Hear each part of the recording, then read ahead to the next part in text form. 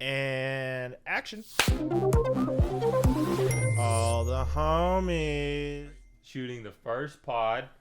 Pod. I mean, not necessarily the first, but the first real one. And yeah, super excited to be here, man. I mean, it's Squad. It's been a long time coming with a lot of brainstorming, a lot of heart behind this, and just I think this is something we've both.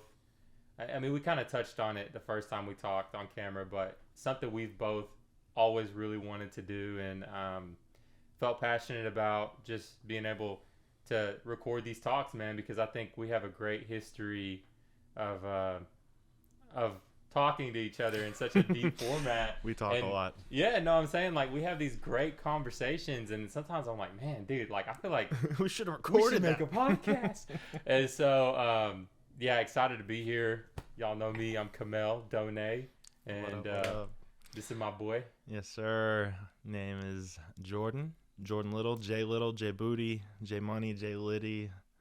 Any or all of the above will suffice. Right, and this is All the Homies podcast. All the homies. You people, the homies.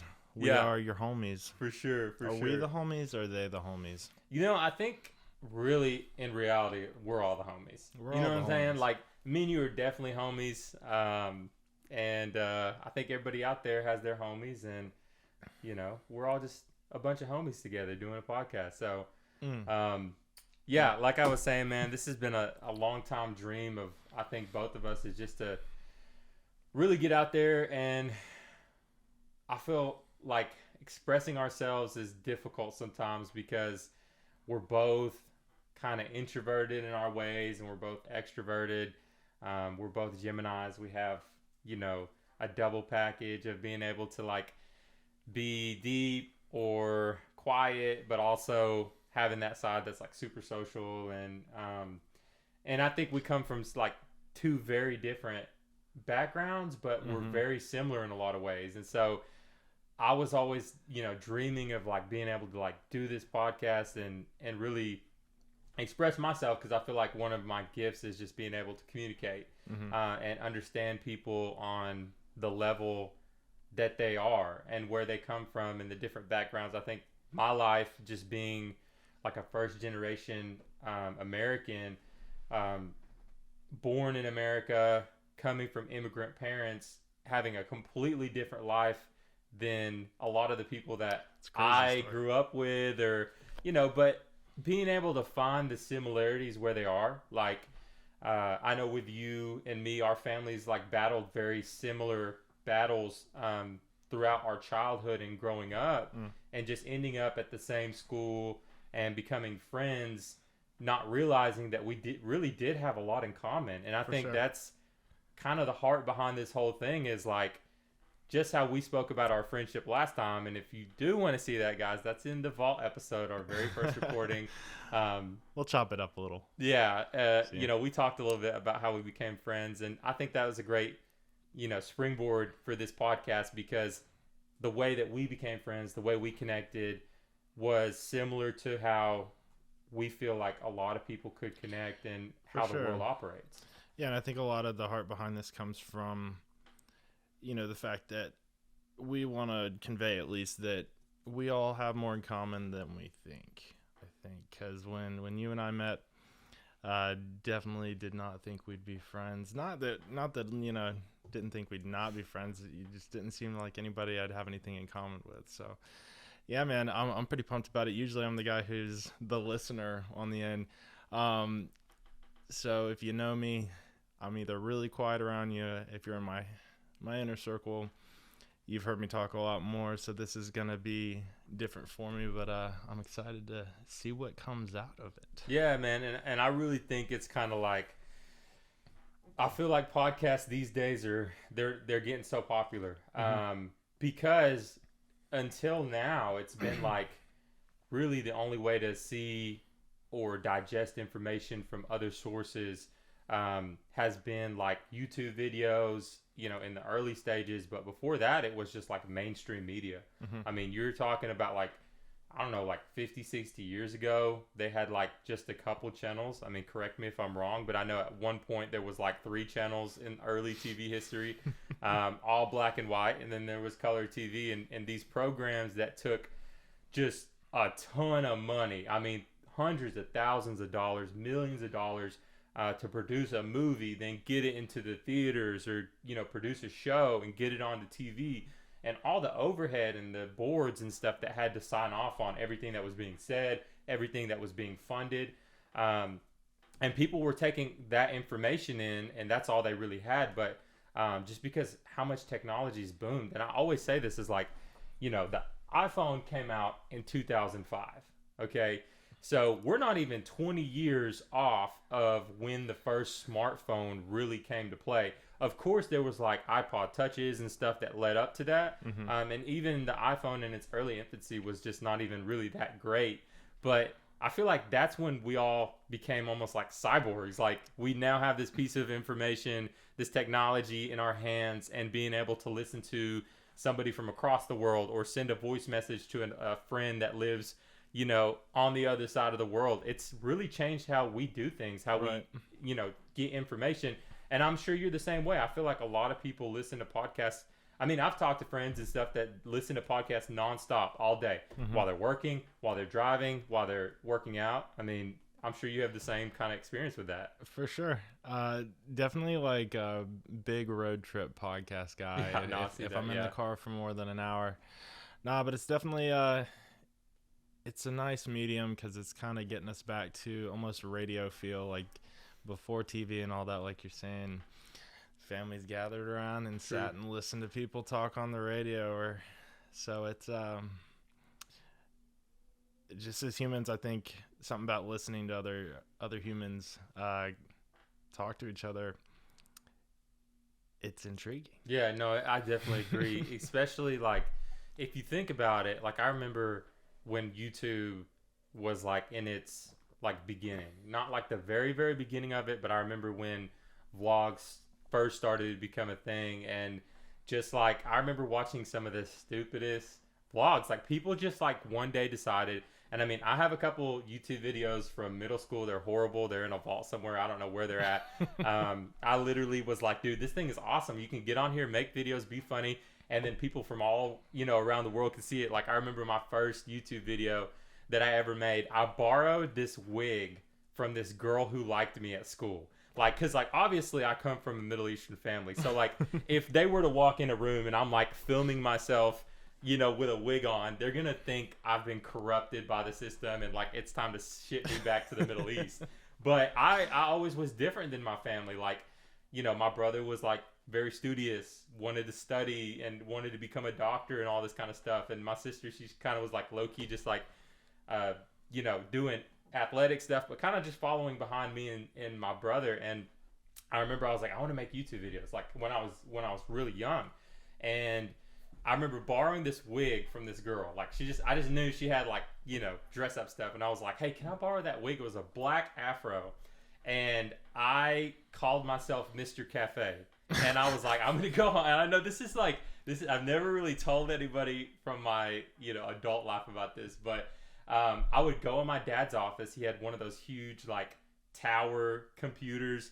I would turn it on. He had one of those webcams that had no mic, you know, back when it was just the webcam you plugged in with the USB. It was on a little stand. It had a square, you know, little camera. And then it had like the plug-in for the headphones, and you had to do the plug-in for the mic. So then I would plug in the mic, put a headset on.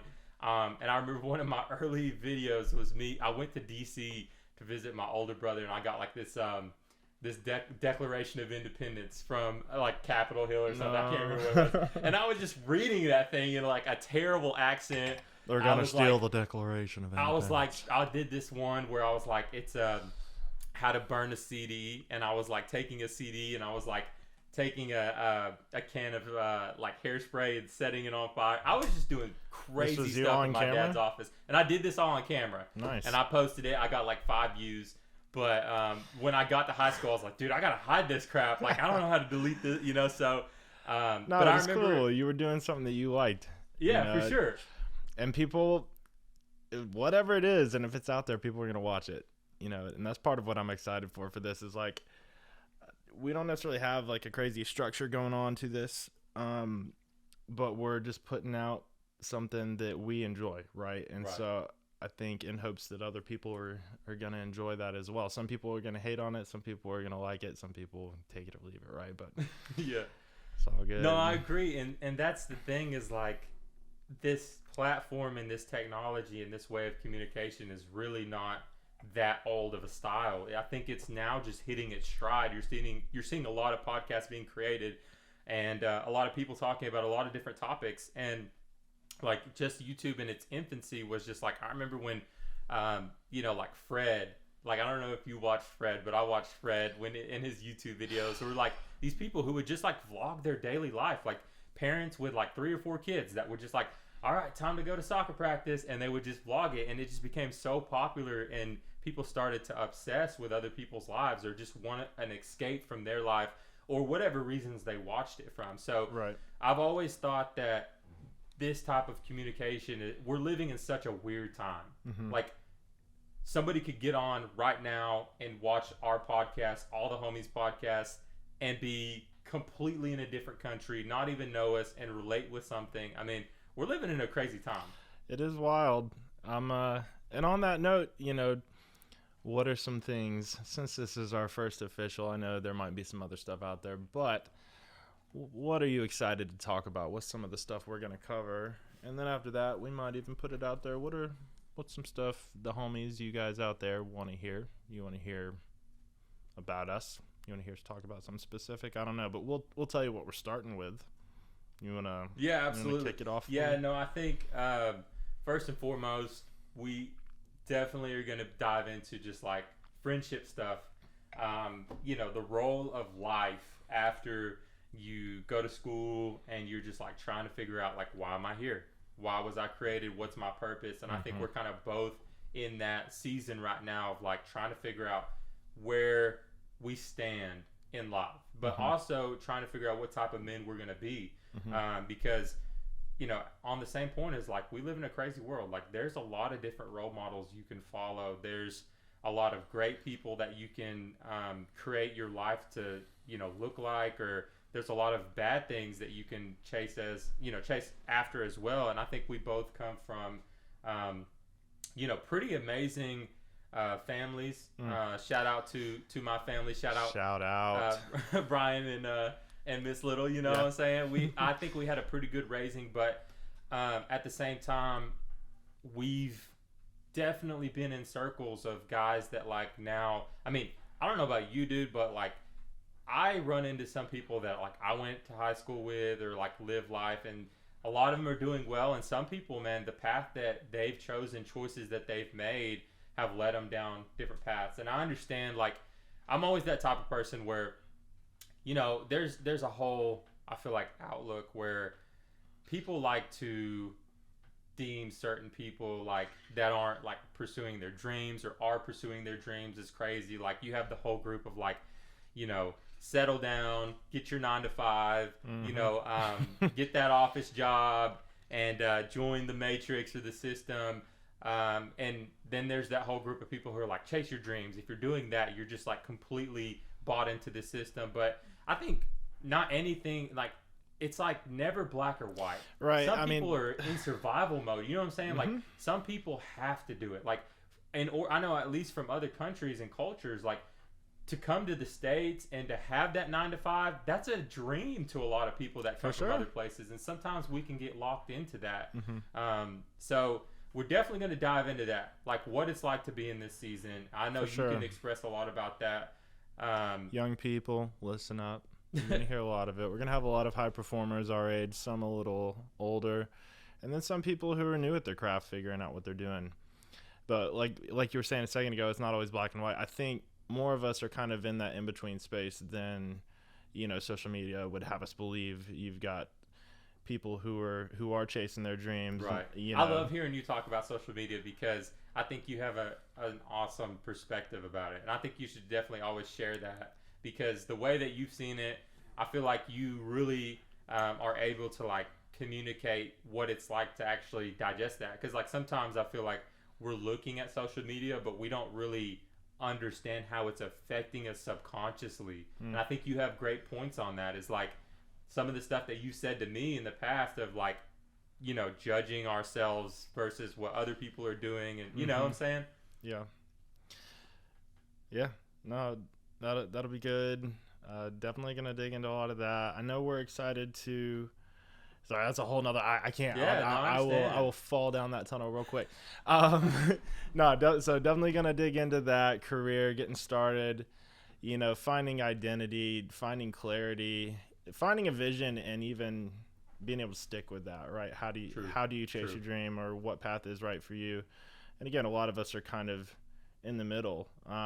So that's going to be exciting to talk about. I know we're definitely going to dig into faith a bit, you know, without going too deep into it. You and I both, you know, grew up in Christian household. We went to a private, you know, university that was Christian, right? And so we've seen a lot on both sides, good and bad. But hopefully want to shed some light on all the good that's come from it for me. Some of the stuff that we've gone through. Hopefully it can help other people on their journey there as well. But definitely going to dig into business as well, I think. Yeah. Probably some random stuff along the way. I don't know. What else? Yeah, no, I think definitely business is a big one. I think as far as like, especially for people in the same season as us, and maybe younger, older, traveling's been a big one for me. I know that I've been extremely blessed in my life that I had a dad who really valued traveling. And it's crazy because my dad's story of he started in a hut in the middle of the desert in the Middle East, but I grew up and started to realize, like, dude, not a lot of people travel. It's a big world. I mean, and to this day, I will say I've never been to Disney World, and I'm a huge Harry Potter fan. I want to go to Universal. Like, obviously, it's a somebody get us tickets. Right, all the homies. Yeah. Shout out but, Disney. You know, like I had a lot of friends that would grow up and you know, spring break would come or summer break, and they'd be hitting the beaches. My life was never really like that. Right. Like when I was growing up, I remember my friends would be taking these awesome vacations and like, have you been to Disney yet? And I'm like, where's Disney at? And but like I was very blessed with like you know, parents that valued taking us back to the country that they came from, letting us meet those relatives. And at the time it was great, but now that I look back on it, it was like more priceless than gold to me, because being able to travel and traveling with your family is one thing, but traveling on your own as your own person, man or woman, whoever you are, like it's a whole different experience. I remember one of the most, and I'm not going to dive into this too deep, but one of the most incredible times in my life was when I was in Korea in 2019, and my buddy Willie had booked our tickets very wrongly. And we flew out to Korea 24 hours apart on the same flight on the next day. So like he flew out, or I flew out, and then he flew out. But there was a difference in the coming back too. Like I was in Korea for 2 or 3 days after. I remember the person we were visiting there was busy that night, and I was literally on my own. So I was in this country with millions of people just walking in downtown, and I was thinking to myself, like, dude, if I just, like, God forbid, just dropped on the concrete right now, nobody would know who I was. Right. Nobody would even care. They would just be like, who is this American dude that just passed, you know? Right. And that feeling of like, it makes you feel so small, but it also like lets you find out who you are. Yeah, no, for sure. I mean, there's something beautiful about travel that makes you feel small in the best way. I think it just makes you feel human. You see that you're not that important, but it's a good feeling, right? And as far as traveling, like with family and going back to sea, that's always, I don't think I appreciated it when I was a kid the way that I do now. Something about going through school is when I started thinking about my parents when they were at my age, and like imagining, and I started to visualize it, right? But I do remember going to like West Virginia, where my grandparents on my dad's side are, like seeing, like that's a very like country, out of the country life. Like they were coal miners, you know what I'm saying? So especially we got to see coming that from Atlanta, right? Yeah. And then on my mom's side, like Honduras, right? Yeah. Honduran, like you said. Right? Shout out Honduran. Shout out Hondurans. But seeing that island life, no, it's good. So I'm excited to talk about travel, especially with some of the guests, because we're gonna have guests from all over the world. Honestly, Sure. Yeah. That's a great perspective. So if you're out there and you haven't traveled, don't wait to do it. I think That's a great point. Everybody's just kind of waiting till they have money or waiting till they can do the trip the right way. Man, just go do it. Hop in the car and drive across the country. At least it's a big country. Like the U.S. is huge. Right. So start there. That's what you got to do. And that dude, Jay, that's a perfect point. Cause like I remember, going back to that Korea trip, I remember it was in a season for me that was like the worst time possible ever to travel. Like I remember my grandfather's health was declining very rapidly, and I remember my friend Willie he called me. He's like, "Hey man, this is a once in a lifetime trip. I understand you got stuff going on." And I remember the day that my grandfather passed away, I was like, "I got to go on this trip." It was like 9 days after he passed away, and I was like, it's now or never. And I look back on that trip so fondly. Like I grew so much as a person, as a friend, and it changed me. But that trip could have easily never happened because I had every excuse in the book not to take that trip. Right. It was a last minute plane ticket, so it was very expensive. Chunk of change. It was a chunk of change for sure.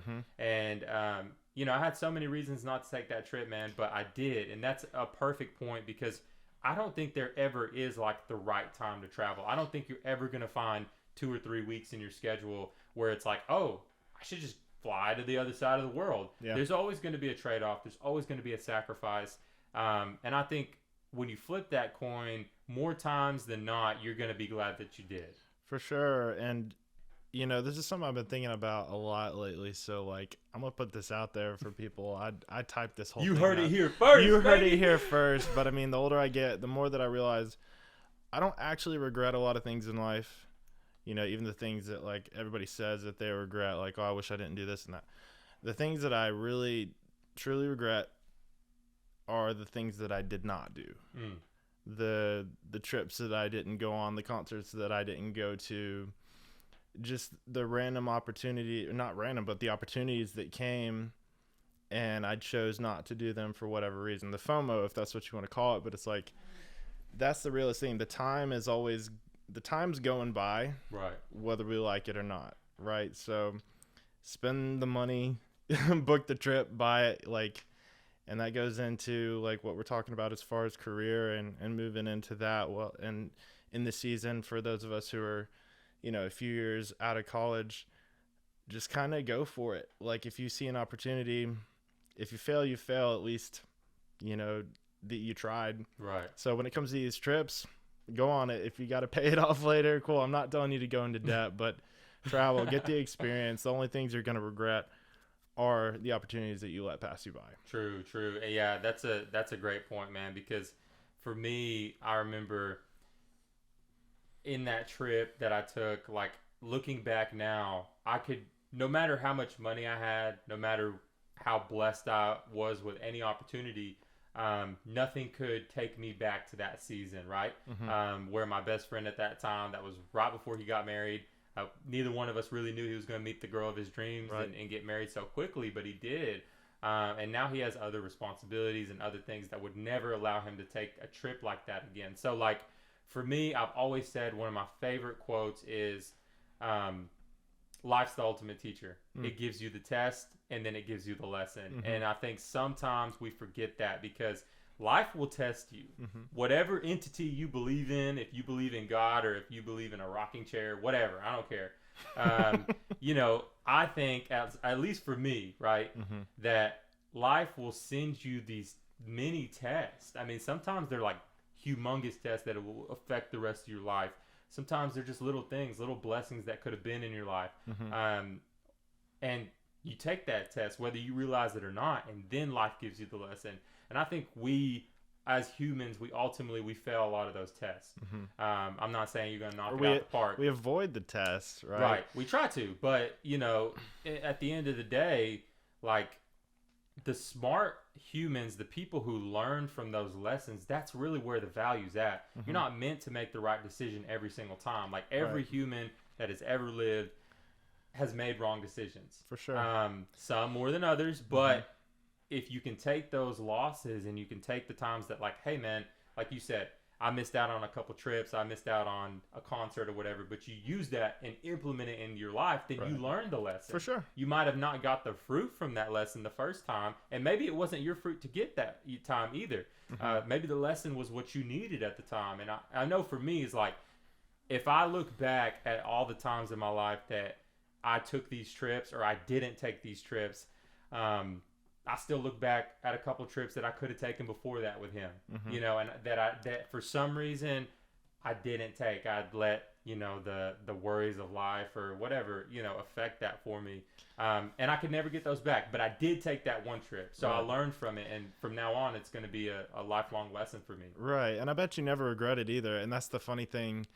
And, you know, if it's a big trip, I think, you know, nowadays everybody really wants to stay comfortable. If there's opposition, if it's hard, if it's stressful, we think that's a bad thing. But like, something I've grown used to saying to my friends is like, there's no adventure without a bit of peril, right? Like, it's not a real adventure. True. If you're gonna go on that trip, you might experience some stress, like you and Willie going and finding out that you're on the same flight, but yours is 24 hours later, right? Getting lost downtown, all the good stuff. I'm sure we'll talk more about that story, but we're going to have to bring Willie on here one day. For sure, for sure.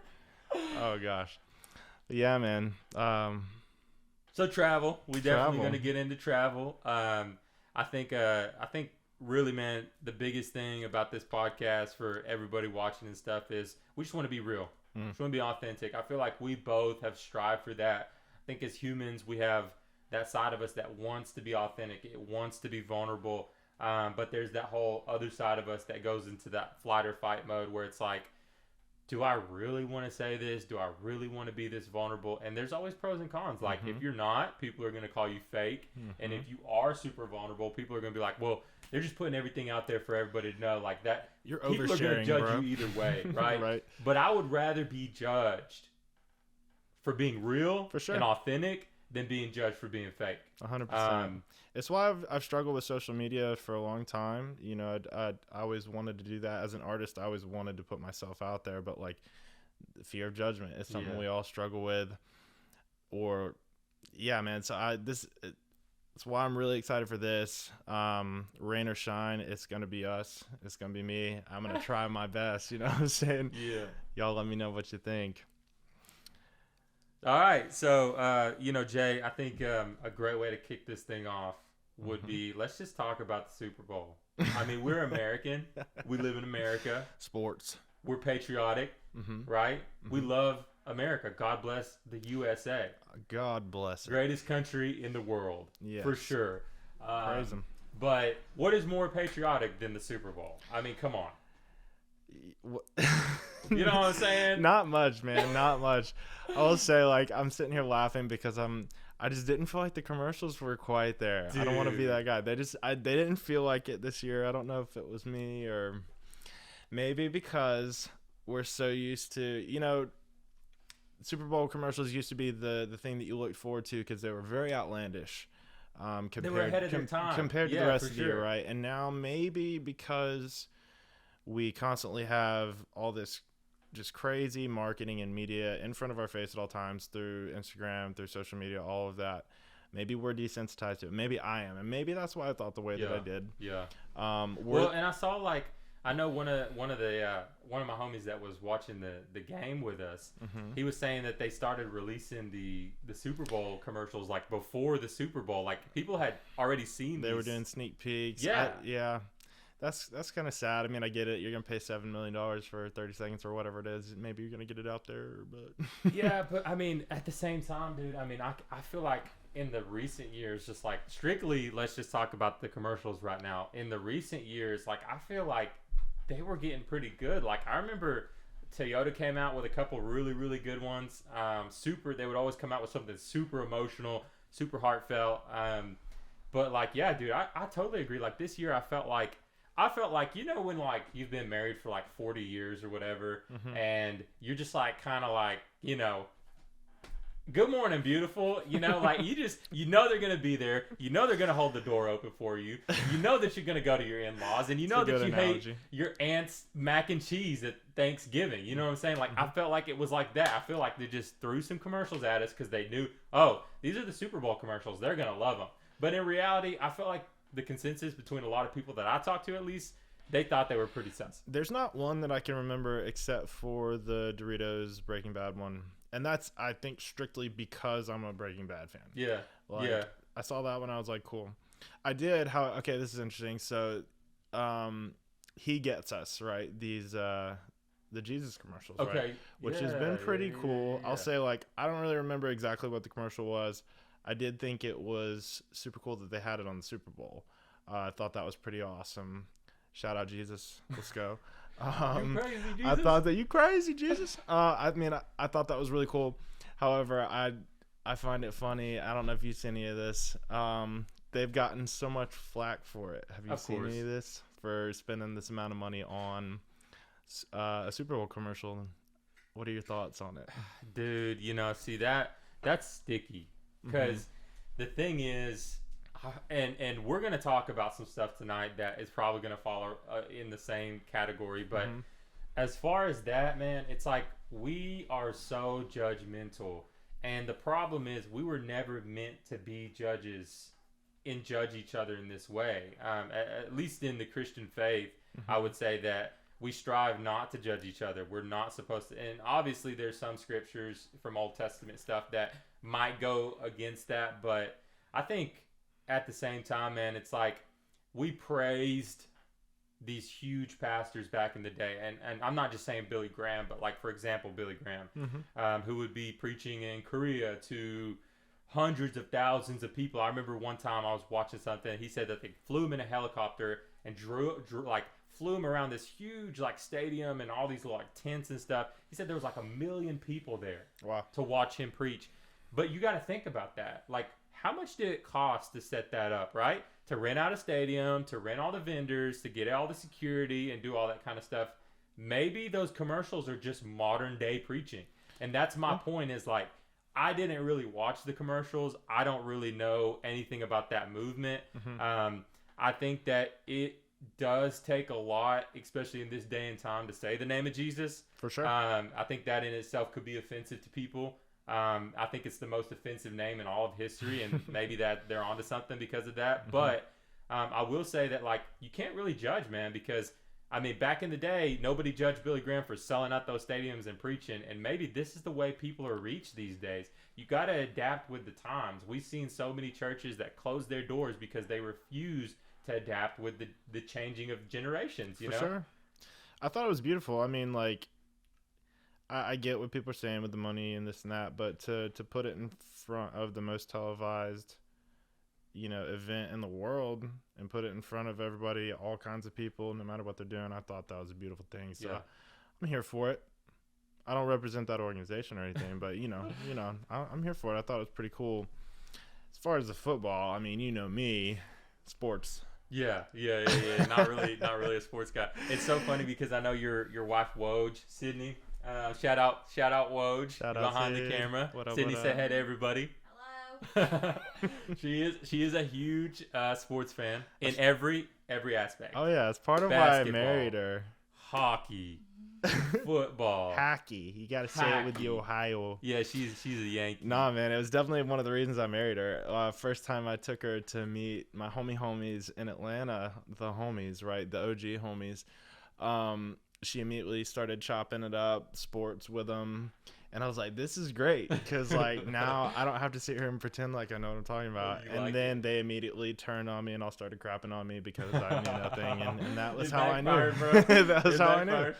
Oh, yeah. But, here's the thing. Like, the Super Bowl in itself, like, I'm a huge football fan. I love football.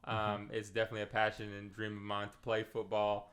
And just everything around it. Now, I'm not the type of guy, like I'm friends with a lot of people who will tell you like, where this kid went to elementary school and like, you know, his favorite hobbies and his 3 favorite snacks and stuff.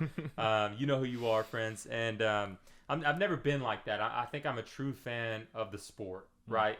Football is like the ultimate team sport to me. Like, you have to be just so in sync and communicate in unison to be able to create these plays and defenses and offenses that can stop somebody or score against the defense when they're all working together to have the same, you know. So I think it's an awesome team sport because it's like rarely in a lot of other sports is there that much planning that starts with the owner, the GM, the coach, the staff, the defensive coordinator, the linebacker coach, the water boy, whatever, you know what I'm saying? Like, there's a lot of planning, you know what I'm saying, that goes into this. Like, sometimes I feel like in basketball and in soccer especially, they're like, go out there and have a good time, you know, like, get in the play. And they're just like taking that ball down, you know, down court or downfield or whatever, and they're just trying to score. They're using each other, but there's not like this mastermind. I feel like in football, they create these mastermind playbooks where it's like, this is the type of team that we're going to be. That's the whole point of training camp is like, okay, you're good enough to make it to training camp, but now are you good enough to know what this team's about? Can you digest and can you use this playbook like the rest of this team to have a winning season this season? So to me, football is always great. Super Bowl. It's definitely the most fun sport to watch as someone who's not a sporty. No, I enjoyed it. The Super Bowl is great. I mean, I was not I'm not a diehard fan for either one of those teams. Yeah. I just wanted to see a good game. And did you feel like you saw a good game? I saw a good game. Okay. It was a good time. Because I know a lot of people are just crapping on it right now. Oh, for sure. Yeah. For sure. I mean, you got to give it to him. Go out there and work hard. Mahomes crazy, dude. I don't know. No, he really is. I understood why he gets the big bucks, I guess. Yeah, dude. And that's the thing, man, is like, I didn't really have a dog in the fight either. Of course, I like, you know, Patrick and Mahomes and what he's done for the Chiefs. And obviously Andy Reid is like an awesome coach and everything. You know, and it was an awesome showdown to get to see two brothers in the Super Bowl. It was great, cool. But I felt like this year, I don't know, like I felt like it just wasn't as hype as usual. Like, I'm not hating on it. I'm glad to see Mahomes win. I think any dude that can play through the injuries that he has, making as much money as he does, and having the years that he does. I mean, it's obvious a lot of athletes come in from college ball or whatever, and the more years they spend in the league and the bigger the paychecks get, they get softer and softer and softer. Right. Like, you've seen it with some great football players. Not going to name names. But, you know, Mahomes, it seems like he's kind of like stepping it up every year. Like, I mean, just for him to come out 2 weeks in a row or 2 games in a row, 2 weeks apart, and play on an injury that you got to know is excruciating, even though they doped that boy up at halftime. That dude came out, he was seeing stars, but he was still throwing bombs. You know, that to me, that's the type of passion and energy that I feel like a lot of people stopped watching professional football because it was lacking that. Like, at some points in professional football, it was just so, like, scripted in a way, you know? For sure. That's what Dad always said. My dad said I always like college more than pro. Right. You know, but no, I think it was really because everybody wanted to see Joey B out there. Everybody wanted to see Joe Burrow. You know, I'm sorry. It's the truth. We got some hardcore Bengals fans. I wanted you there, man. Sorry about it, but yeah, overall, yeah, I think it was a decent Super Bowl. I mean, you know, at the end of the day, it's like, it is what it is. Whether it's a great Super Bowl, whether it's not a great Super Bowl, there's millions and millions of people watching. America did its thing, and I think we all had a great time. But yeah, it was probably one of the, I don't want to say least hyped Super Bowls because the game was close. I mean, it wasn't just like a blowout, like 2 years ago when, you know, Tom Brady destroyed the Chiefs. And speaking of Tom Brady, his official retirement now. We'll see. We'll see, huh? I don't know, man. I think he's he might have a clone out there he's gonna like put back in form in a couple of years. I don't know. I just saw the memes of him. He's like, I'm gonna go get my wife back, and then I'm gonna come back, and then I'll be back. But you know. Oh my gosh. I mean, he's the GOAT. That's the thing, man. Is like I'm really torn because, like, obviously I'm a huge Tom Brady fan. Sydney, I know that you're a big Tom Brady fan too, and we both were devastated. Like when he first retired the first time, and we were like, why? Like you're on top, whatever. But I think people fail to realize that I think it was a terrible idea for him to retire the second time. First time, I was like, okay, you're going out, whatever. You're great. You're going to be great now. You're going to be great in 10 years. But, like, when he came back, I was, like, so hyped. I mean, you were too, Sydney. And people fail to realize, like, obviously the team didn't have that great of a year. Mm-hmm. But he did. Like, he broke his stats again for records. I mean, he was still – it's like, I mean, you're retiring when you're on top still. But, I mean, I would have loved to see him go another 2 or 3 years, honestly. Because, like, at that point – when he came back the first time, we all know there was some issues caused. Mm-hmm. But, I mean, those issues were caused. You know what I'm saying? So, like, what's the point now? Like, you might as well just go ball out. Because, yeah, there was some family stuff happening, and nobody really knows the true reasons. Like, we can, try to guess. And, who knows if it's that. But at the end of the day, like, I was like, dude, you already caught that L. You know what I'm saying? Go get a W. You know what I'm saying? Like, at least play 2 or 3 more years and make your decision worth it. But I'm a huge Tom Brady fan, so, like, obviously I'm going to want him to keep playing. I think we'll have him on the podcast one day. Dude, that would be sick. I might pass out. Yeah, me and Woj, it might just be you because me and Woj are going to be like... I'll be fine. Make sure he signs my jersey, okay? I'll be like, hello, Mr. Brady. But yeah, man. Definitely a hero of mine. I think his story, like, people compare athletes to him all the time. I mean, obviously he's one of the most famous athletes in the world, which is pretty crazy because, like, what Tom Brady made in like 23 or was 24, 25 years is like, I think they said 330 million, like something like that. Ridiculous. But if you put it in perspective, like Patrick Mahomes just signed a 10-year contract, which was unheard of for like $500 million. It's like four. Obviously, inflation. You know what I'm saying? But it's just it's a cool thing, man. Because like a lot of people are like trying to name like obviously I'm a Mahomes fan, but like trying to say like he's like a Tom Brady or a GOAT. But I just don't think anybody has that story, man. Being drafted 199th as a backup quarterback. Barely making it into the NFL, and then having no people believe in you, and then all of a sudden overnight success leads the team to the Super Bowl, and then obviously the most successful quarterback there's ever been. So shout out Tom, awesome. We're huge supporters here at All the Homies. If you ever do want to come on the show, that'd be a great time. I'm speaking it out. I'm proclaiming it. right here, right now. But yeah, man. Something I also wanted your opinion on is like, I know right now there's a huge kind of movement going on in some of these Christian schools, like these private Christian schools. And it kind of was brought to my attention by some friends. Revivals. I was like, what's the word? Revival, yeah, for sure. But there's always like two sides to the story. And I know that like, from what I understand, like a week ago, maybe, a week ago, there was a revival going on at a college in Kentucky, a small college. Sydney, do you know what? Is that Asbury? Asbury. Okay, yeah. See, I was confused because I was like, is this Corey Asbury? When I first saw it, I don't know much about it, and I haven't read a ton, to be honest, because I get tired of watching Christians fight on social media, to be honest. Yeah, it's annoying, and I was like, y'all are making us all look bad. But here's, if I could say one thing about it, it's like, I don't know if the initial one at Asbury was like planned out. They're on day 9. All right, very cool. But revival, if you're thinking about a revival, it's supposed to be kind of spontaneous, right? That is what I find cool about this. Again, I haven't read about it. I know it's spread to a lot of places across the country. I even think the church right down here is doing one. They've kind of joined in. That's the part about it that I think is cool. It is, the Spirit of God moving And, you know, you can always say, well, oh, they're just jumping on the bandwagon and they're doing it for clout and they just want to be included and they want to bump up their social media. But, I mean, these churches are joining in.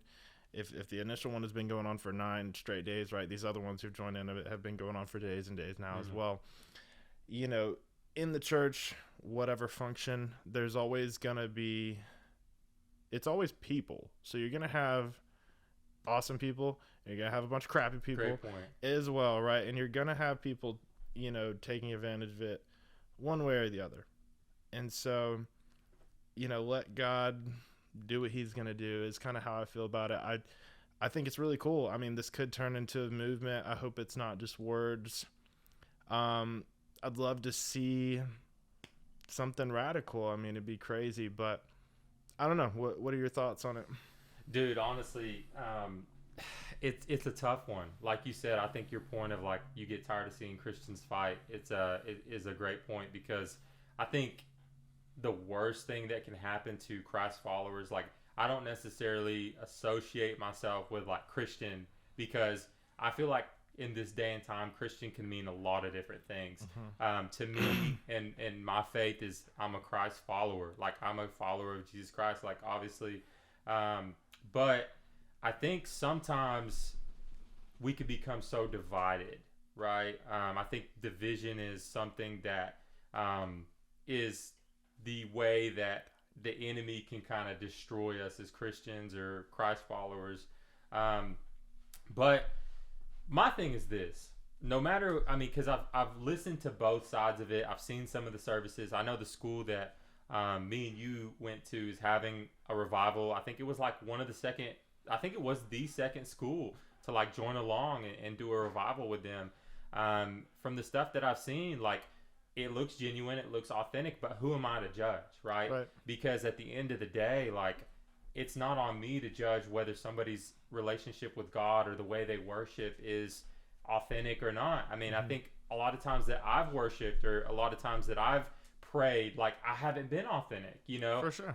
So I just pray that it is a true move of God. But I think at the same time, it's like a lot of people are coming out and being like, well, you know, this is a emotionalism, and this is like a new way of just trying to, you know, kind of be fake and imitate the worship of God. That's a bunch of BS, though. It's like, what is a concert and what is going to a festival or a rave? Like, you're spending mass amounts of time, and what are you doing? Same thing that they're doing there, right? People in front of a stage dancing. At least, you know, these people are worshiping, and if they're there for whatever reason outside of that, whether they're just there to fake it, whatever, God will use that in their life too. I mean, I know it's been that way in my life plenty of times. I've gone places with my own motives, and he's used that to change me. So like God's God, he's going to use it the way he's going to use it. He uses it all.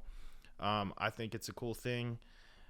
I'd encourage people to go. I've been actually, like, because there's one, I'd love to go check it out. I mean, yeah, we definitely need to go see it. You know, it's not my church necessarily. It's not, I'm not just going to, you know, run up and down the aisles or anything. But well, and here, dude, I don't know if it's like as much like, you know, running up and jumping pews as it really is. Like from what I've seen is it's worship, right? They're worshiping God.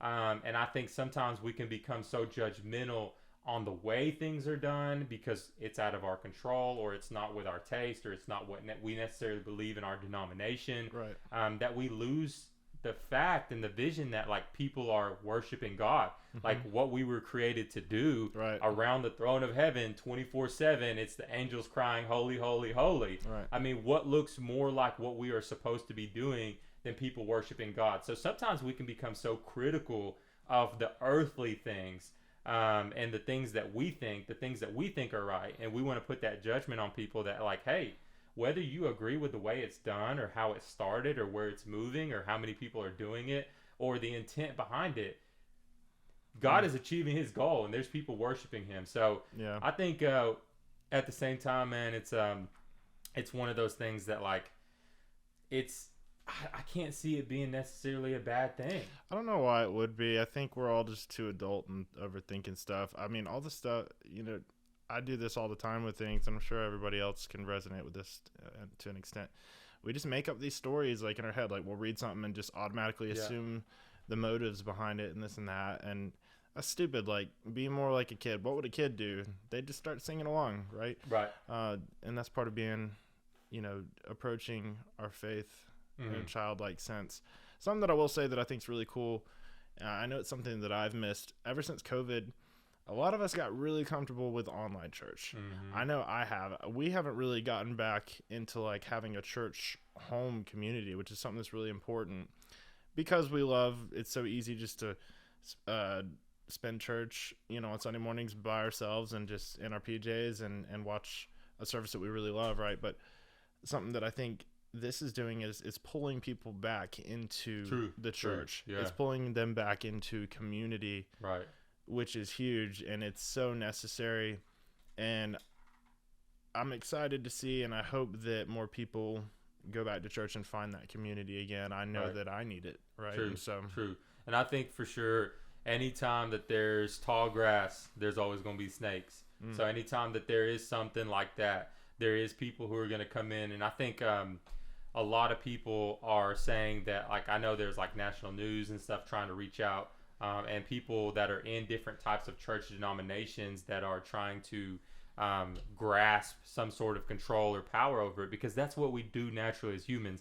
Like, God acts, God gives us manna, he leads us by fire and by clouds, but we try to control it because that's how we are as humans. Like, we want to come in there and we want to dictate, okay, well, we're going to do this, but we believe in this. And I think part of this movement that really offends people is that they're not questioning your beliefs at the door, right? They're not questioning, oh, well, do you believe this is right, or do you believe in this, and they're just letting people come worship God. And I think that's truly how it was intended to be. And that's my humble opinion. And that's just saying everybody's going to have their opinion, but we can't judge. But the thing that I did really like, and I want your opinion because we've had this conversation before, is from what I'm seeing a lot, and this is especially at Lee, I don't know if this is how it is at where the revival started, but they're almost not denouncing, but they're almost casting aside this whole church culture that has been created over the last couple of years of like wearing certain types of clothes and having certain types of music and having certain types of stages and lights and a coffee shop when you walk in the lobby. That hits personal to me, and I've only shared this really with you because that was my biggest issue when I went to Lee and joining I was a huge supporter of Christ. My family, the stories. For thousands and thousands of years since the time of Christ, we've been Christians. We fought for our faith. We moved to different places. You come from your family comes from a place where people are killed for their faith. Right. And a lot of people that I probably went to school with didn't even know that I really was that strong of a Christ believer because I never fit in with the culture. For sure. There was a lot of groups that you would have to look a certain way, or you walk in and everybody did look a certain way. Everybody was wearing the same type of clothes, expensive clothes, and it was flashy, and it was like this whole culture. And to me, it was such a turnoff from the church. And part of me was like, hey, is this where the church is now? Do we have to do this to attract people in this day and time? Is this a necessarily evil thing that we have to do? Or is this just flashiness? And I would always tell myself, and I've said this exactly to you in this exact quote, is like, we come to church wearing our nicest clothes, wearing our best jewelry in a $1 million building with $100,000 stage and $10,000 cameras and smoke machines and lights and coffee in the lobby and all these different things. And we sit there and we worship Christ when there's somebody down the road who's hungry, who's naked and doesn't have clothes, who's sick and we haven't visited. Like, we're completely missing the point. Not to say that churches in this day and time are not doing Christian-like things or Christ follower-like things, but just to say that, hey, maybe there is some room in our hearts in this like modern day church to where we can kind of see that some of the ways that we've been doing things are not necessarily the way we should be doing them. For sure. Yeah, I grew up playing in church. I played all the way. I mean, COVID was the first time I've like stopped playing, and it's because a lot of those guys are musicians and they needed that, and so I took a step back. But like, I digress. All that to say, I was a big part of all this. Like, when it started happening, music quality. They wanted it better. Mm. They wanted it to look more like a show. They wanted it to sound better. They wanted it to look better.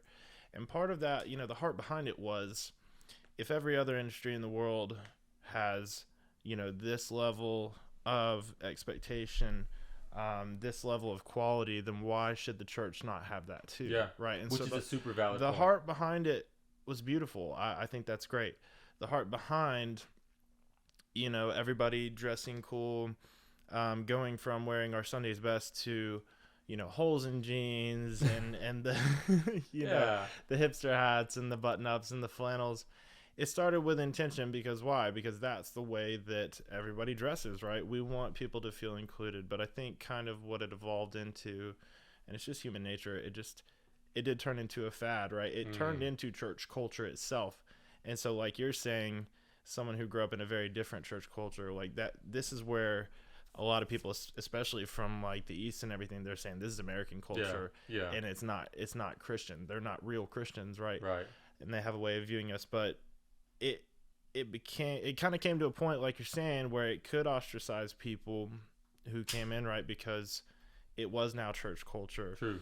And so, yeah, man, I mean, the intention behind it, I think, was good, but now, with this revival, and like you're saying, it's raw again. Yeah. One of the videos that I saw that I loved, I thought it was so cool. It was just this kid. He was probably a freshman or sophomore in college. It was just him playing acoustic guitar. He was barefoot, wearing a t-shirt and jeans, and the congregation is all just singing. And it was an old song, some Israel song or something like that. Yeah. No tracks, no drums, nothing like that. And just everybody joining together singing. So I like what you're saying. It's bringing back something that we didn't necessarily lose, but like maybe just kind of taking a step back. Like, you remember the song Heart of Worship? I'm coming back to the Heart of Worship, right? Like, when they wrote that song, it was a similar time in the church. The church had become focused on the production and the worship and all this stuff. And so I think this is a similar situation where everybody's saying, we have all this, what is for the greater good? And ultimately, as far as the analogy of, like we were saying with the commercial, all the money spent on that, or like you were just saying, having these productions every Sunday that involve hundreds of thousands of dollars, when there's a homeless dude the next block over, like tons of homeless people. Right. That's why good church staff and members are really important. It's why tithing is important. Ultimately, God's gonna do the good with it that he will, though. True. I don't think we need to worry as much as we do. Absolutely. Our opinion doesn't really matter that much. There we go. And anyway, at the end of the day, that's my point, dude, is like, I think the church is a moving, living creature, right? Like, at the time that the Holy Spirit was given to us, it was like, hey, go wait in this upper room. Something crazy is about to happen. It was an anticipated moment that had been prophesied from Christ.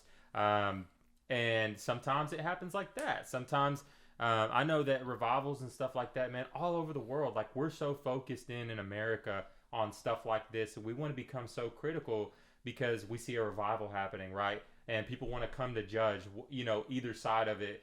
But what we don't realize is revival's been happening for years and years and years all over the world. It's just we are so focused on other things. Like, maybe these, and I'm not saying that there's a right side and a wrong side, just like you said. I think God is worshipped in many different ways, right? I think there was a time where he was in this Ark of a Covenant, because that's what we could fathom. That's what we knew God as. And if you touched that box, you died. You know what I'm saying? But now we can access him at any point. You can pray at any place in the world and have that communion with God right then and there. So, like, sometimes he is worshipped in the temples, right? With King David and Solomon. I mean, gold in temples, everything's gold, and just, that's real. Good point. Good and point. sometimes he can be worshipped like that, but sometimes he's worshipped as David sitting out in the field playing his harp. And so I think we have to really get ourselves in check, and that's why I wanted to see your opinion on it, is because I know I vibe with a lot of the things that are being said about this. I think the church definitely needs to move in this way, but at the same time, we're only here to worship God. We're not here to make those judgment calls, and we're not here to be the people to tell us how to worship God. And I think most importantly, out of this, the name of Christ is being lifted. So at the end of the day, no matter what the heart is, no matter how many snakes come in and try to prey on this, I think it's a good thing. For sure. I guess my encouragement to anybody listening is like, and this is going to come out probably a week or two after, you know, the revivals. They could still be going, maybe not. If that was 5 you, years. if that was you at revival, don't burn out and just fall off of the high. You know, like when you went to youth camp. I don't know if you went to youth camp. You went to Israel, right? But like when I went to youth camp, you'd get so fired up, and on fire for God, right? And then you burn out real quick because you put yourself into this thing. So like, if that was you, and if this is a couple weeks later and you're feeling burnt out, like, go back to it. Yeah. And if it was you, and you felt something inside you saying like, I kind of wish I would have gone, like we were saying, learn from it. It's all right. True.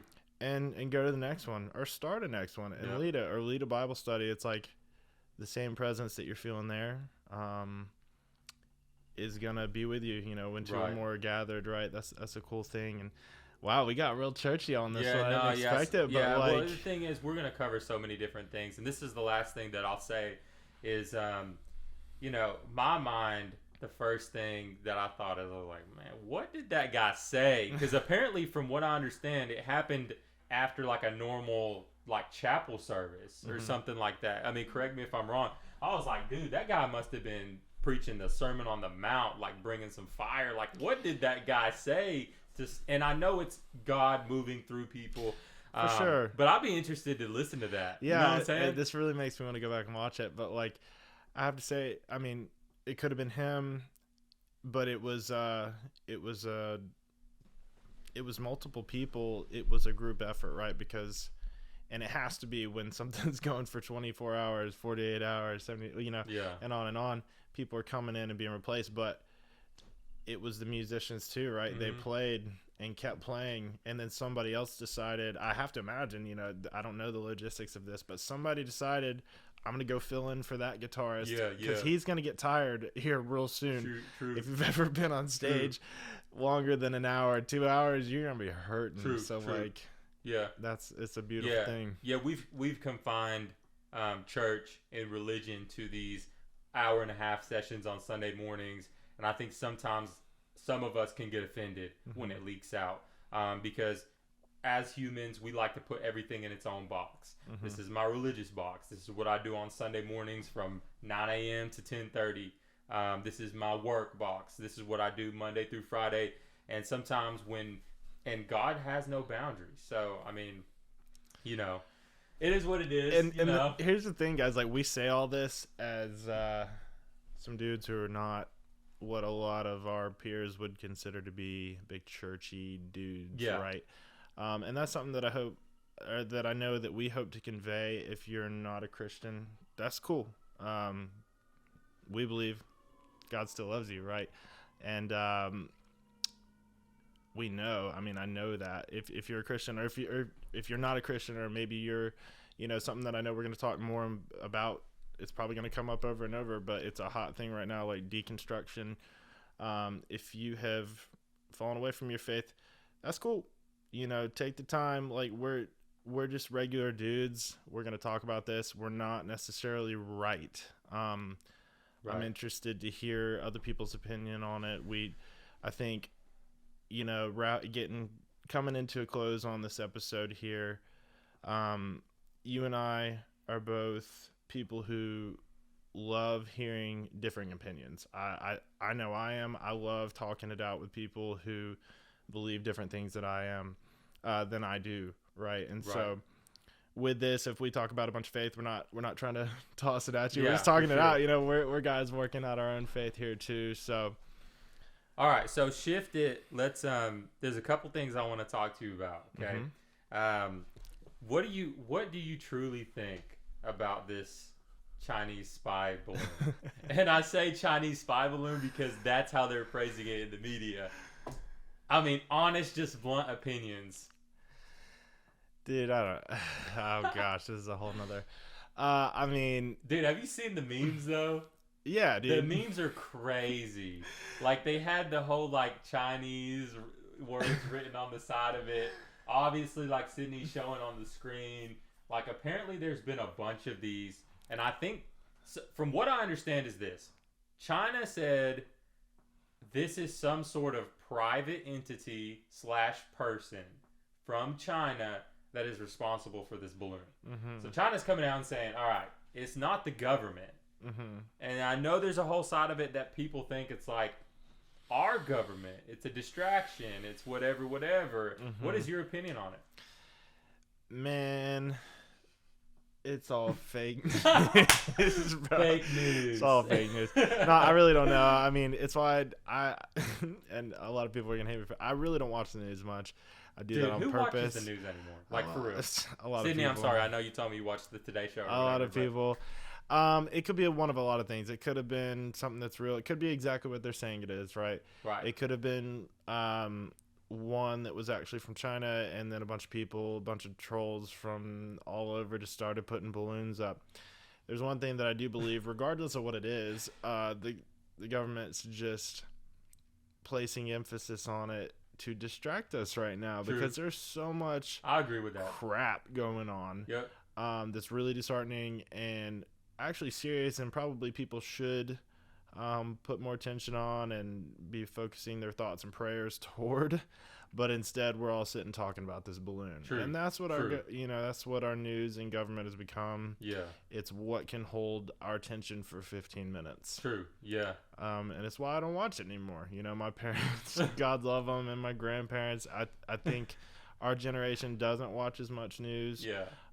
It's like Fox News or CNN back Dude, in the day. Like, which one do you watch? But it's like they watch this and they're seriously concerned for their life. It takes and up tomorrow, a lot of mental and emotional capacity in people. And I just can't do it, man. Like, to me, you know, I try to find the fine line where, you know, being a responsible citizen of my country and the world, and finding, you know, knowing how much to care in that, but also just like, again, I gotta leave it to God. If the world's gonna end, it's ending. You know?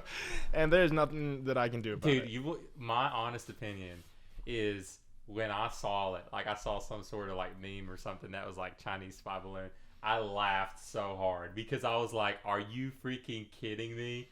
A Chinese spy, it's 2023 and you are sending a Chinese spy balloon? No stealth. Balloon? No like, nothing. we have drones. We have satellites. We have freaking fake dolphins. You know what I'm saying? And you guys are... Oh, the Chinese sent a balloon we want you over to know. here. Yeah, and it was like the most... like plain fabricated looking thing. It just had like a little satellite thing and it was just a white balloon. I'm like, dude, people are stupid. Maybe it had like the next disease in it. And when they shot it down, it exploded. So hear me on this. Watch, like, all these little dots on the map. If you start getting some funny little diseases in your area, dude. And the thing is this, bro. Like, it's ridiculous because I'm like, it's like it's like we're watching a balloon for multiple days on the TV, right? Float above the United States. A balloon, a spy balloon. Like, when have you ever heard of a spy balloon? Like, I think 200 years ago they had better spy equipment than a balloon. But, like, then we watch, like, this, like, national shooting down of this balloon. Like, the whole United States, this is how dumb the U.S. can be sometimes. It's just watching in anticipation for these people to shoot this balloon down for justice. Like, I'm just like, dude, where are we? Like, how did we get here to a point where it's like, we are so concerned with this balloon and shooting down this balloon, and like when they shoot down the balloon, we're just like, yeah, America, you know, America. But like, it's crazy, bro. Nah, I don't know, man. It was wild because didn't they wait like a long time to shoot down the first one because they're like that. It's gonna fall on people, which is that's valid. I hear you. But then the rest of them, it's just like, I came out blasting, you know. Yeah. I don't know. I just think it's ridiculous. The time, dude, we live in the freaking age of spin. Like, nothing makes sense. I mean, it's like one story after the next story after this story. Like, all this is going on when there was just a massive earthquake that hit Turkey and North Syria. I mean, it was like this like massive deal, and it's like we heard about that for a couple days, and then it just kind of disappeared. And I know something that my sister said that really stuck out to me about that earthquake was like, we are so head first when like something like a war happens, right? We want to send people, we want to fight the wars, we want to do this and this, but like when a national disaster happens, we're so slow to respond.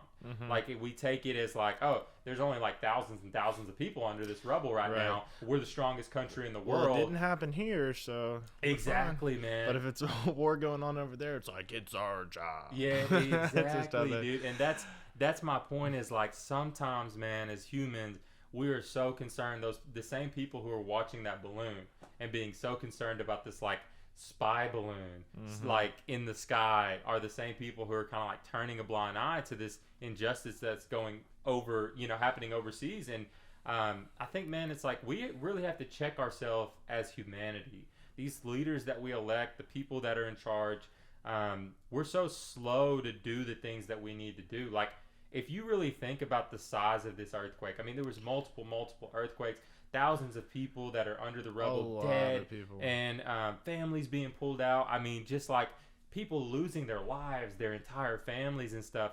And we're just over here just kind of like passive about it. Like maybe some of us said a couple prayers. Balloon memes. Exactly. And that's what I'm saying.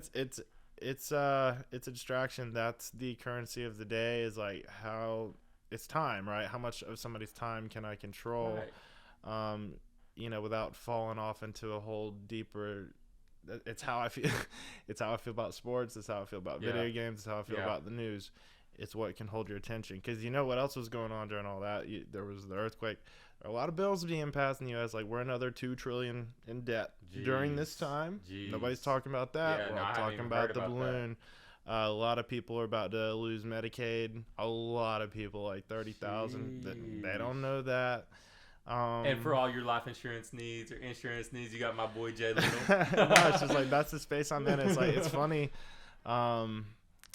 But that's where we're at, man. So I don't know. It's a crazy time. For sure. And having family in that area, thank God none of my family was, lives were taken during this, but having family in that area, it was scary, man. I mean, it's like that part of the world is such a historic, crazy part of the world. I mean, obviously Israel, Syria, Turkey, they're all on a fault line. So is California, but it's because that side of the world is so ancient. Like, this is what I told my parents, was like, it is so devastating when something like that happens over there because their infrastructure is not built for it. They have houses made out of concrete, stone, marble. Those are the resources that they have. Here in America and in North America, we're so blessed with so many trees and wilderness. We make our houses out of steel and wood that are made to bend and move with these earthquakes, like in California and stuff. If the same, and I'm not a scientist, but I would gather that if the same earthquake hit a North American country, there would have been a lot less devastation. And I think at that point, it's like, man, we just have to be like praying for those people. A lot of bad things happened from that earthquake, and there's been a lot of crazy natural things that happen. And I think most of all, dude, is just like, you have to protect your mental space, because like I said, things are just being thrown at you left and right through social media, through news outlets and everything. And learning who you are, how to protect it. Obviously, like us as an individual, like I'm sure a lot of people felt like, dude, what can I do? Like, people were posting links to donate and stuff. But at the end of the day, how much financial power does one individual have? Not as much as a country. And so there's sometimes, man, there's really nothing that you can do. If you are a religious person, you believe in God, then pray for that person. If you're not, you're sending good vibes or whatever. For sure.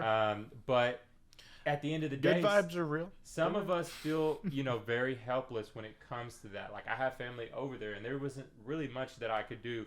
We just expect people who are in those positions to make those type of decisions to act faster. And I think it's a litmus test to show where we are as a world right now. And I don't really like what I see, to be honest, bro. On that note, And along with what you're saying as far as mindset, I like to think that the world, as doom and gloom as it seems, I don't think the world's necessarily any worse off than it's ever been, right? Absolutely. There's always been war. There's always been natural disaster. There's always been a whole lot of messed up stuff. And not to downplay anything that's going on, but just talking about mindset, I think what we have to do as individuals to guard that and to build it and to foster it is to focus on the good. It doesn't mean you just pretend like everything is all right, but it's choosing to put good out into the world, right? Yeah. And honestly, man, that point right there is so spot on, because like I've always thought about it like this. People want to have this like doom and gloom mentality towards the world, but like it's because we're so connected now. I mean, the invention of the internet, smartphones, and everything. I mean, people can post something that happens and it goes viral in like seconds, and the whole world can see it, just like the earthquake. But this stuff has been happening for the entirety of this existence that we know. I mean, back in the day, like in America, it might have not been exciting. It might have been like, ooh, my cattle ran away, you know what I'm saying? Or whatever it was, you know what I'm saying? But like my point is, there was no like internet or web to connect these people during these times. Could you imagine during the Civil War, or during like the American Revolution, or during like Pompeii and all these like crazy events? Like if there was social media, you know what I'm saying? Like, oh my goodness, this volcano, and they just turn into ash. Everybody just and people are taking pictures of it, and people are like tweeting it, and people are getting views and attention for it, and they're using these like that's what's going on now. You know what I'm saying? Like, obviously, there's some good heart behind it. Yeah. But I think it's just the world that we're in right now. That's just like the necessary evil of what we live in. We're in a very young era. I guess you could say, like the communication boom happened when we were kids. The world is still learning how to interact with the rest of the world. For one, we've never been able to interact with the rest of the world in the manner that we do now, but also just with the technology itself and how quickly it's advancing. But all that to say, I think most people focus on the bad with a lot of this stuff because it's easy to do. Mm-hmm. But I feel like naturally as humans we gravitate that way. We worry. We expect it because we're born with an end in sight. We know it's going to happen, and therefore, I guess you could say that's where it comes from. But I don't know. Let's focus on the good. That would be my encouragement. There's just as much good out there as bad. I just don't think we magnify it. I think as humans, we're drawn to that opposite end. Legit, for whatever when I was in the 7th grade, I had this teacher. She was crazy. And crazy. Every day, dude, she was crazy. Like, I remember one time she left the class to go to the office or whatever, and she left, and we all snuck out the window, every single one of us. And she came back, and she just started freaking out. We were watching like from the other windows, and one time we convinced her that there was like a gas leak. Like, we were like, do you smell gas? And like the other kid would be like, dude, I smell gas. And then they'd be like, and then she was like, oh my god. And so she evacuated all of us outside. It was awesome. Anyway, she would pull up this website at the beginning of class every day, and it would be happynews.com or something like that. That's what's up. And she would just read these happy things that would happen, and we thought she was crazy, but looking back, like, dude, that was some positivity that she spread. She probably was a little crazy. She probably went through a bunch of crap, but that's why she focused on the good. And just to end, man, I wanted just to first of all shout out to rest in peace to the founder of Toyota. He passed away, I think, like 2 or 3 days ago, man. That's a R.I.P. That's a titan. You know what I'm saying? That's a big tragedy. I'd like to know more about him. Maybe one day when we visit Japan together, for sure, we can go to the Toyota Museum and pay our condolences. I know I've been affected by a Toyota in my life. For sure. Yeah. His last name. The story is his last name. I think it's like Toyd Oda, and then he removed the D, right? Or what did he remove from the name? He removed the T. So Yeah, he removed something from the name when he put it on the car because he said it was more appealing. So he just kind of marketable. So genius. Anyway, rest in peace to him. But before we go, I want to say, people who don't know you don't know that you're just like a master musician, professional, some of the best I've ever seen in my life. The dude can pick up a guitar. You can be humming something just random and play you the entire song. Incredibly talented. For all those people out there, I know like there's a lot of different diverse groups that are going to be listening, but for those people, musicians who are professionals or people who are just starting out and don't know how to play music or anything, is there any kind of advice or maybe a little motivation from your own life for people who are trying to, increase their musical ability or pursue an instrument? And I mean, is there anything you can really tell them or something that's helped you? Yeah, that's a cool question. And I'm sure, I'm a musician. It'll come out. It's not my day job. A lot of other people from Lee, because y'all are crazy musicians. Y'all might be like, that guy sucks. No, but for real, my advice, if I had any piece of advice for anybody of any age, no matter what, you're brand new to an instrument, or you've been playing for a while, it's never too late to learn or to get better. I'm 28. I've been playing since I was in middle school. But what's that mean? Like, God willing, if I live to my 60s or my 80s, I'm gonna 120s, bro. 120s. Let's go. But like, that means if again, God willing, I live that long, I have vast more amounts of time than I've ever even played yet to master my craft. Yeah. Right. For me, that even means picking up new instruments. Like I've always dabbled in piano. I want to be awesome at piano. One day, why not? I will be a master at my craft on guitar, right? Dude, low key, my goal is to go to one of your concerts in Carnegie Hall. Isn't that where they have those big music concerts? We could do I that. want to be like, yeah, my boy is playing. I got a front row playing seat. at Carnegie, you know what I'm saying? Front row. So yeah, I mean that's my advice. Whether you're old, no, I mean no matter what age you are, you can senior citizens. Senior citizens, you can pick up an instrument, and I'll tell you, the joy that you get from that is worth anything you put into it. Whether it's the money that you purchase the instrument with, lessons. But what's your advice? Because I know, like, I was never musically gifted, right? And the purpose behind this question is I tried many different instruments. Now, like, I got pretty decent at drumming. That was more natural for me, but I still wasn't, like, great. I didn't really understand it well. But I remember I took guitar lessons on and off for a really long time in, like, middle school and high school, and I could just never really push through to grasp it. My brother did the same thing, and he was better than me, but kind of fell off of it eventually. What's your advice for, like, really, because I know there's a threshold there where you're learning and you suck and you're working hard, and then, like, you start to pick up a couple notes, but I feel like a lot of us get lost in that time period where, like, I could play the Harry Potter theme song, you know what I'm saying? But then, like, that was all I ever learned, and then I just kind of quit, after time. But, like, what's your advice for getting through that threshold? I feel like it's the same thing. Like, I'm a avid snowboarder. Like, for me, it's like getting to where you can control yourself on a snowboard. That is the toughest part. And then after that, then the world opens up for you. In music, if you could give a piece of advice, what would be your advice for that? Same advice I give for pretty much any habit or skill that you're trying to build. Consistency is more important than pretty much anything else.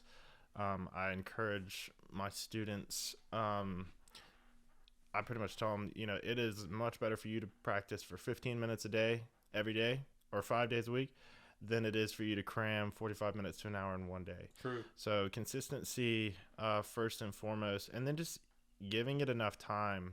I mean, skill is kind of like money in that it's going to compound the longer you are investing into it, right? And so, just give yourself enough time. Start on an instrument that,